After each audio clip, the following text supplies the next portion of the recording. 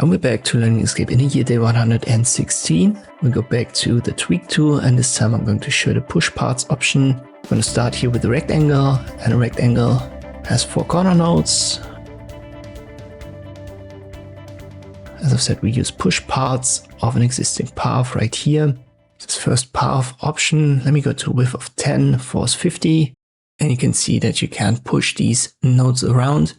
But I think you're already asking yourself, why shouldn't you just use the nodes tool?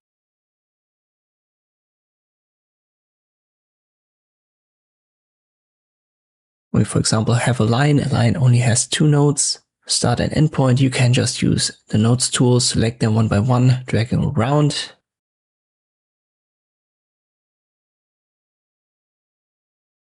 Let me still use the tweak tool here once more. It's not just the same effect, the nodes tool is actually easier to use. Well, this push option becomes a little bit more useful when you have more nodes. Let us create yet again a rectangle. I turn the object into paths, so we have our 4 nodes.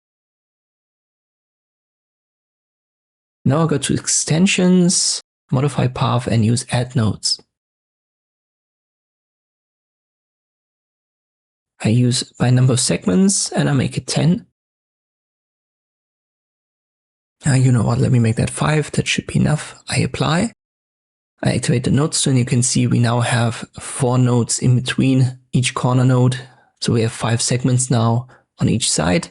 And if I use this push option now, you can see how this can be used, or how this can be much more useful than the nodes tool.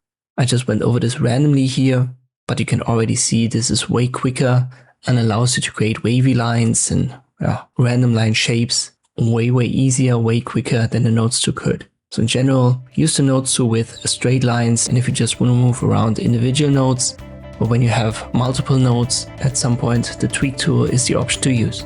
I hope this video was helpful, thank you for watching, and I'll see you next time.